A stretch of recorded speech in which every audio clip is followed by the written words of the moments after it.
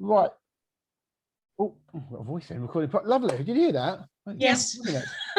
Right. I clicked the Facebook, going for live for Facebook, but is it working? Who knows? Right. Good afternoon. Good afternoon. I'm so looking forward to this. I look forward to them all, obviously, but this one a little bit more.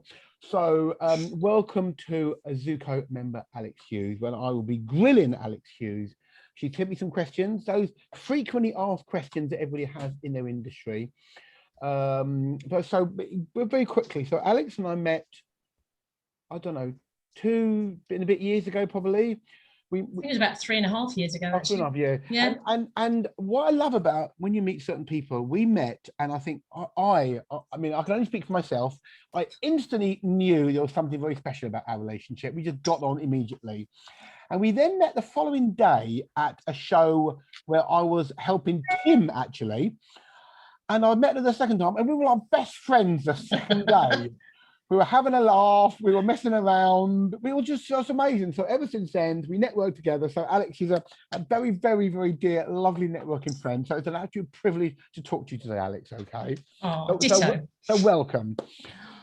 So if you give me the question, it's lovely. So Alex, I know she's a virtual business manager, a VBM. So we'll be definitely talking about the difference between VA and VBM. Anyone know if this is going live in Facebook or not? No, it's not. Can't see it. It's not. Okay. Well, I might click the button in a second and have a look. Okay, fine. Right. So, Alex. Yes. I've done the introduction. So tell us about, well, let's number one. Come on. I'm gonna go at the moment in the order you've given me, but I might veer off. You know me. Tell us about what you do, Alex, please. Okay, what do I do? Well, I'm going to go back to when I left school, because I think it's really important that when we meet people, we know what they do now, but we don't know what they did do in the past. And I think that tells a story about them. So I left school aged 18 and I went to work at Lloyds Bank. I was a management trainee for 2.5 years. I decided not to go to university for lots of reasons. And then I moved on to an international bank, which doesn't exist anymore. It's called Chemical Bank. It's now been taken over 3 or 4 times. It's now called JP Morgan Chase. And I was a back office clerk to the foreign exchange dealers in the dealing room. Very swiftly moved into the dealing room, learnt the ropes and became a foreign exchange and a money markets dealer. So I was trading. And if you ever watch any of those films where you see people with hand signals and phones, that was me trading foreign exchange currencies. And I think the biggest complicated one I had to do was a Japanese yen against an Italian lira, which you don't get anymore. But anyway, so I then moved on to a company that's now called Thomson Reuters, and I was selling the software and the hardware back into the banks that I knew really well because I was a trader, and I worked there for about another 7 years. And then I took voluntary redundancy, and I wasn't going to do anything, and I had 2 small children. And in true Alex style, within about 2-3 months, I was approached by a friend who was running a furniture company just down the road from where you had your business, actually, Nick. I'm surprised we didn't meet each other back then in Wandsworth. And I was their office manager 2 days a week. And I started off there for a few hours while the children were at school, and then it went into school days, and I worked there for 17 years. And I built up all their procedures, processes, and covered everything from ordering the toilet roll to tenders, accreditation, CRM systems, health and safety, HR, you name it, I did it. So that's where my administration comes into my career. So I left there about 4 years ago when I set up what is now Auxilium Business Consulting. So I mean, admin and procedures and has always been something that you've been good at and interested in. Yeah, and definitely whilst I worked at the furniture manufacturers, because I built it up from next to nothing, I could see the top-down approach and how every single part of the business was sort of interwoven, which is where the experience comes from. So, okay, Auxilium, come on. What does Auxilium mean? Well, the company I worked for as the furniture manufacturer was called Opus Magnum. So I decided it needed to be a Latin name. I did a bit of research and I knew I wanted it to begin with A, and Auxilium means to aid, assist and support. So for me, that was a no-brainer. So that's where Auxilium came from.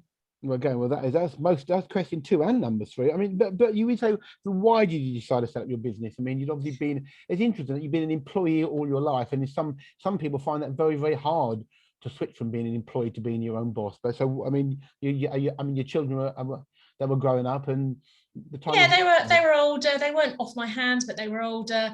I just wanted a challenge, and actually, for the last about 5 years of the 17 years, I had an awful lot of people coming up to me and asking me to help them with running their business, and can you do this for me, and can you do that? So I was kind of doing it in tandem, really, or in parallel, if you like. And then after a while, I just thought, well, I might as well set up a business. If I'm going to take this seriously, I need to set up a business to do it. And I knew there was some appetite for it out there, and remote working, as Louise knows, back then wasn't really the in thing, and virtual assistants in the United Kingdom was really sort of a rare thing compared to the Philippines or Singapore or America.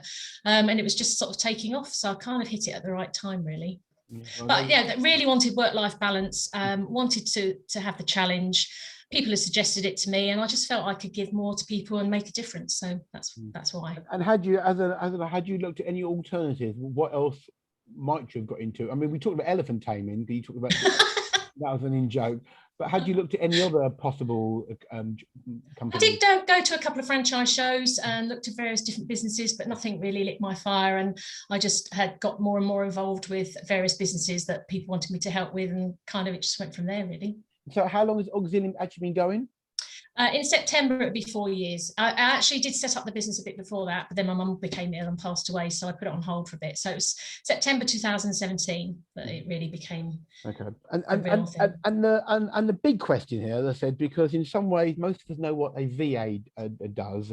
And in some ways, so the person I employed, my dad died 13 years ago, and that was a big kind of hole in the business. And I basically employed a virtual business manager. She wasn't a VA, she was definitely but so explain the difference between a virtual business manager, a VA, and a VBM.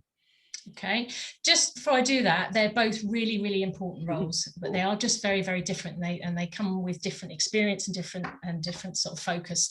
So a virtual assistant is, and actually that phrase encompasses all sorts of things, and it's just not admin. So a copywriter or a social media expert or a bookkeeper can all be a virtual assistant. But if we're thinking about admin side, a virtual assistant is more task focused, and a virtual business manager is more strategy focused. So we're looking at two different things here. So virtual assistant really does the tasks in hand that are needed. Sometimes they require a bit of direction, whereas a virtual business manager will be more independent and be more proactive.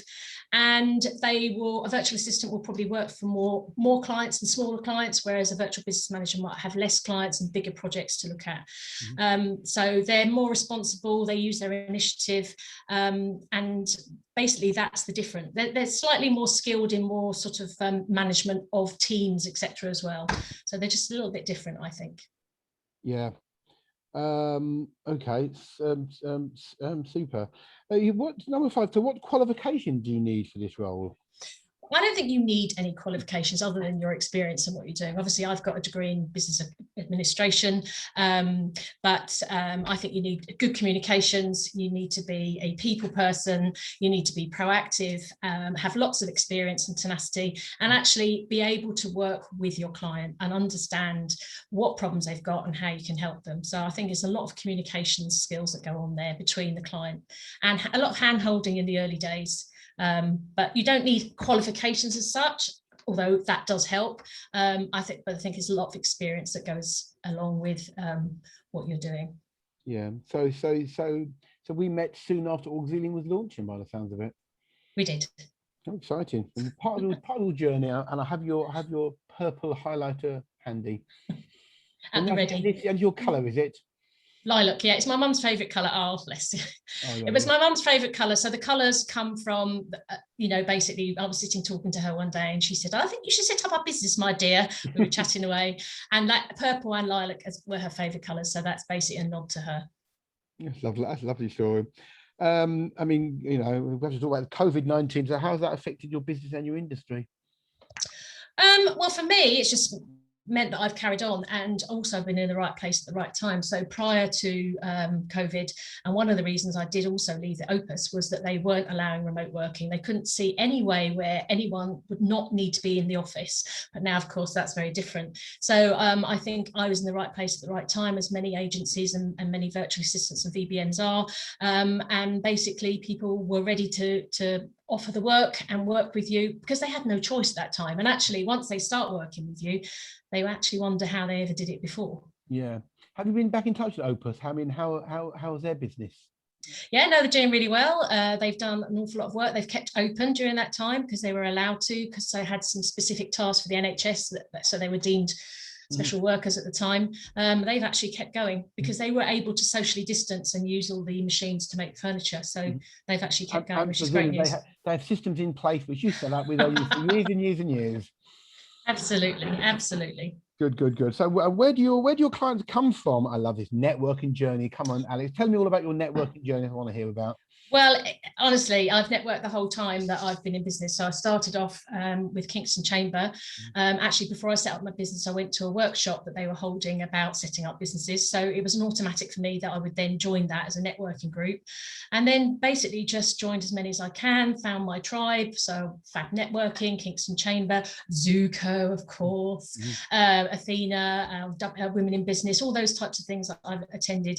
And they've all been very different. But I found everybody's so friendly and so accommodating. I've made some absolutely great pals now and collaborated with some very, very talented people, and mixed with people that I probably wouldn't have mixed with otherwise. And especially in COVID, because of the location, you know, I've been chatting to people down in Devon and up in Scotland that, you know, you just wouldn't have connected with. So networking for me has been, it opened up a lot of doors for me, and not actually networking just in the room, networking through the room. So a lot of my clients have come through people who've referred me on once they've got to know me, even if they haven't been able to sort of pass me work them directly themselves. Yeah, and I was thinking something else that you've been great help with me, is that I've several people have come to me and said, I need a VA, and I've passed them on to you, and you found the right person for them, haven't you, Alex? I have indeed, and it's one of the services I offer. I've also spoken to people about when they're considering a VA, because lots of people have lots of queries about it and how will this work and what happens if this and what happens if that.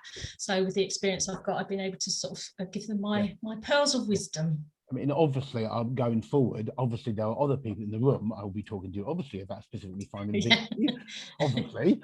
But yeah, I've known you a long time, and it's funny that people have come to me, and you're the first person I thought of, and you have helped people out. That's great. So USP, we will have to have a USP apparently. What the fun? Tell me what mine is one day. But what's your USP, Alex? I just think with the audits that I'm doing at the moment, which seems to be the most popular thing, is that the 17 years experience as an office manager counts for a huge amount, especially in an SME where I've been able to look at the top-down, bottom-up approach, and also the vast array of different areas that I've been able to help in. So I'm not just one particular area, and I can see how they're all kind of connected, and really focusing on how we're going to get those all connecting and moving and growing the company. Yeah, I mean, some respect. I mean, we all think every business is more or less exactly the same. A product or service they're trying to provide. Well, yes and no. The people they're employing, they have issues. There's all some kinds of the financial issues. But okay, what makes you different? What makes me different? I'd like to hear that. I don't know. I just think that I'm able to be very proactive with people, sit down and really get to the bottom of what the problems are and really help them make a difference. So it seems to be that people are attracted to working with me and trusting me. And I think that's really important when you're doing an audit, because you have to open up, and you might be opening up to tell people things that you're maybe weak at. And actually, you don't want to discuss that. But actually, we need to know about that, because those are the things that we can correct and get the cogs of the business moving again.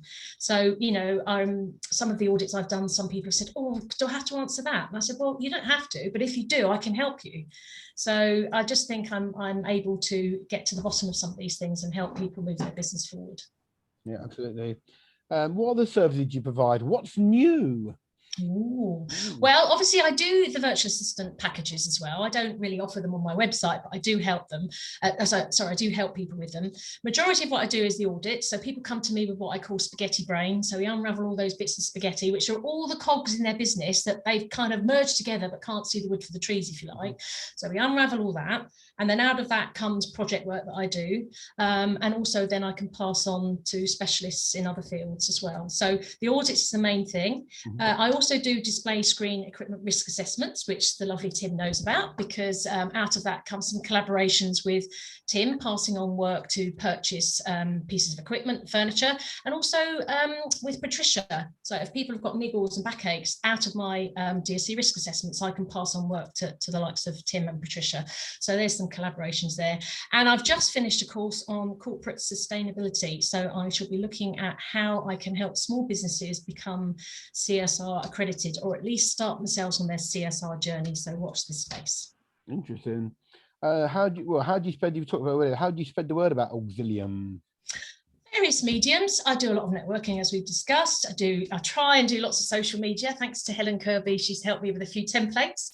And yeah, but basically just start talking to people and telling people what you do. And because as John Fogel says, if you don't tell anyone, nobody knows you're doing it. So obviously I've been on some podcasts. I've been in some magazines recently. I've been on Brooklands Radio. So just trying to find all the different mediums to shout about what you do. Okay. Okay. What is a typical day for you, Alex? Do you know what? After I wrote that, I thought to myself, well, there isn't really a typical day, because you start off with a typical day, don't you, in everybody's mind, and then something happens and it's not typical. But I do get up quite early, and I meditate, and I have a nice cup of tea, do a bit of reading, and I do lots of planning. So I make sure I've planned the day. Now, whether that day goes according to plan is another matter, but at least there is a plan so I can start. I do lots of networking during the day. I look after all my clients' work, so I've got access to various things so I can help them. I do have a lunch break. I do take calls on the phone and get up from my desk. Lots of meetings, do lots of newsletters, research, go on courses. So I have a plan for the day, but sometimes it changes depending on what happens. It could be that a client desperately needs me to continue with something and I have to, hence the reason why I wasn't at Zoco today, because I had to help the client out. So I have a plan, and a typical day is looking after the clients and doing lots of work. Mm-hmm. Sometimes it just tips the edge and goes the other way if I'm busy. Yeah. And the next question, I mean, your ideal client, industry sectors, job roles. I mean, yeah, that's an interesting one. I mean, who is your ideal client, you think? My ideal client has changed over time, but my ideal client currently is someone who's been probably running their business for 2 or 3 years, maybe a bit longer, or even just starting out, and they're in a bit of a muddle and they think, do you know what, I'm really not sure how to push this business forward. I'm doing everything, but I shouldn't be doing everything, and I know I should be outsourcing, but I don't know what I should outsource or who I should outsource it to. So that's when the audits come in, and I can then sort of unravel all of that. And it's not a particular industry. I've helped all sorts of people in all sorts of different industries. The current clients I've got are more financial and software based, but I've helped speakers, coaches, photographers, I've helped bookkeepers, IT cloud services, copywriters, somebody in the care industry, I've heard somebody in the housing sector. So, you know, as you said earlier, Nick, you know, businesses are the same, but they're not the same. So there's fundamentally similar things, but obviously the industry and the sectors and the types of people involved in them mean that the business is different. So I'm able to sort of get underneath the skin of it and try and help them move the business forward. Oh, I wish I'd met you 15 years ago, Alex. I tell you, my God.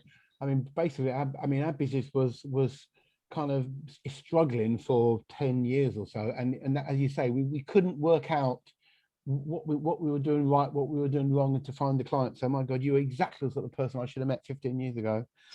But anyway, so award, surely not, Alex. You tell us about this award that you're finalist for in July then. Well, I met actually at the PA show that we met at the year after that. There was a lady there called Hannah Gray, and she was a top executive in some of the banks in the city, and she looked after all their moves, their office moves. So when dealers moved, she had to make sure their desks were in the right place and all the rest of it. What she doesn't know about offices is nobody's business. Anyway, to cut a long story short, she set up something called the Office Management Portal, and I'm part of that. And she has decided that she wants to recognise office management more widely and get people to win awards. So she approached me and asked me to apply for a role, and I said to her, I don't know if I fit in that one. Anyway, to cut a long story short, she came up with something called the hybrid business office manager, and there's about 4 of us who are finalists. So I applied for it. It's not something I kind of have done in the past. I never think I'm worthy of applying for things like that, but she asked me to. Anyway, it was a long process, and I was very lucky to hear that I was a finalist amongst, I think, 3 other people. and it's at the Mayfair Hotel on the 15th of July. And you know what? It's not about winning or anything like that. I just feel very humbled to be thought of as part of that. There's going to be some key people in the industry who are going to be there.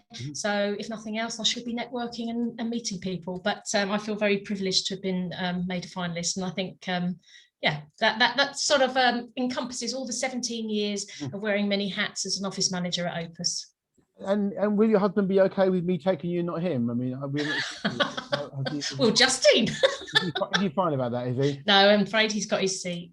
Has he? Yeah. Well, that's excellent. And then Mayfair in July, you said, yeah? Yeah, July the 15th. Yeah. Excellent. Okay. Well, we're going to go on to your bonus questions. I love the second one. But yeah, I love all that. So, I mean, I'm aware, but tell us about the other business that you run a bit more. I know, it's really bad. I don't talk about it very much. It started off as a hobby. I'm really into essential oils and I really love having them in my office. It really helps me during the day. And I love the ethos of doTERRA oils. They're doTERRA oils, obviously, and where they come from and where they're sourced sustainably from and all that sort of thing. And I just love their potency. So yeah, I kind of set up Flossie's Oils. So Flossie was my grandmother's name, so another nod to someone in my family. So yeah, Flossie's Oils, I sell lovely essential oils from doTERRA, but I don't talk enough about it, so I need to have a slap on the hand for that, and I need to talk about it more. Definitely.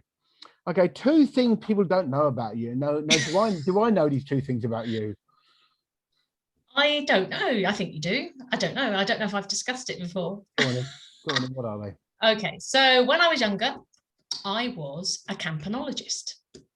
Do we all know that it is? A bell ringer, yes. But not only bells in a tower, handbells as well. Okay. Yeah. So, and the other thing I did, so I did that I did that because I fancied the guy in the choir. Okay. And did you get together with him or not? Yes. You married him? No. No. Well, that's good. Well done, though. So it worked. Excellent.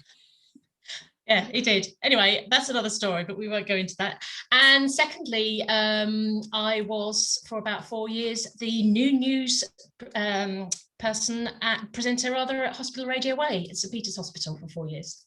Oh wow! Okay. Yeah. So actually, when I went to Brooklands Radio, I met a few people who I knew from the days at Hospital Radio in St Peter's. Okay, and you're enjoying the Zoco journey so far, Alex? Yeah. I love the Zoco journey. I think you've got something very special there, Nick. And yeah, I think it's going to grow bigger and bigger. And I think that lots of people have collaborated and made firm friendships. And I think, yeah, I'm looking forward to meeting everybody on the 30th of June, because I think we all need a huge hug. And I think it could be quite emotional on the 30th of June, personally, for lots of reasons, because there's lots of things that have happened to all of us. And I think, yeah, you brought us all together, Nick. So well done. Well, that's very sweet. So let's bring everyone back in the room. So, well, thank you for that. That's lovely. Does anyone have any questions, any burning questions for Alex in the room? No, Rebecca. Yeah, Alex, I don't know if this would be of interest to you, but I was talking to a friend of mine last night, and he's opening up sort of an art gallery, a few art galleries around South. He lives in Essex, but he wants to come south. Would that be something that I could get you together with him? Is that something you would do to sort of like help him? Definitely have a chat with him, Rebecca, no problem at all. As to what he needs, etc., then go from there, but really happy to chat. So you can definitely pass on my... Yeah. Are there aspects of growing his business that he's a little bit lost about, you think, Rebecca? Yeah, sounds like it. Sounds like, yeah. Sorry? Are there aspects of the business where he's not quite sure how to grow his business, or... This is a new business for him. That's not really his business. So it's a whole new world for him. So I think no harm in a chat. Absolutely. As most of our members, the first chat is always free. Absolutely. Yeah. Any other thoughts or questions for the lovely Alex? No? Tim must have a question. Go on, Helen. I have a question. What's your biggest challenge when you get a new client?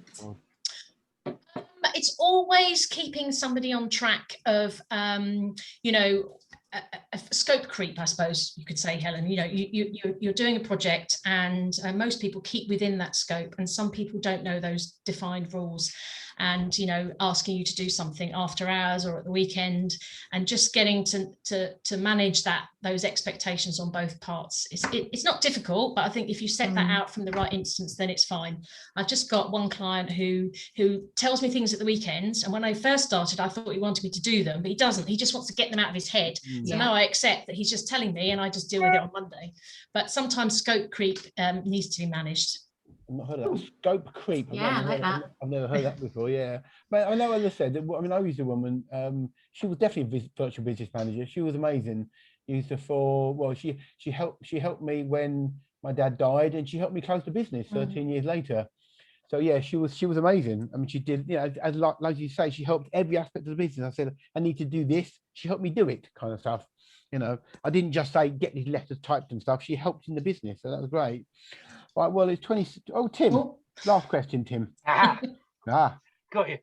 Well, I'm personally, I think Alex is incredible. I don't know how on earth she does what she does with the time that she's got, and that's the biggest thing from anyone's point of view. I live a very chaotic life. It's all reactive. Try to be proactive, but it's mainly reactive. How do you cope, Alex, when you get too many people asking for a chunk of your time during the day? How do you prioritize? Do you know what? I think it comes from my dealing background, where everything was chaotic. I had everything coming at me from all directions.